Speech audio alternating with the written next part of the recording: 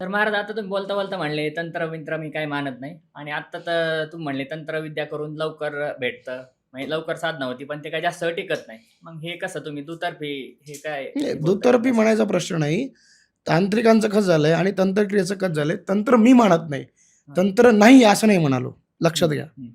तंत्र मी मानत नाही, मला मान्य नाही. तंत्र नाही आहे असं नाही म्हणालो. हं. त्याच्यामध्ये दुसरा सगळ्यात महत्त्वाचा विषय आहे, तंत्र आम्हाला का मान्य नाही आहे महाराज? हं. कारण तंत्राने एखादी गोष्ट तुम्हाला भेटली तरी ती चिरकाल टिकणार नाही तुमच्याकडे. हं. आणि महाराज, तंत्र सगळ्यात पहिला नियम आहे. तंत्रासाठी खूप त्याग लागतो. काय लागतो? त्याग. त्याग.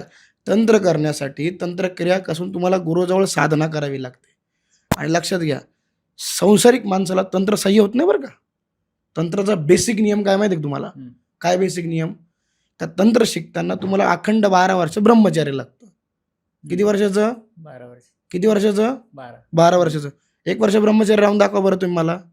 मग कोण म्हणाल तंत्र आहे आणि तंत्र नाही आहे म्हणून?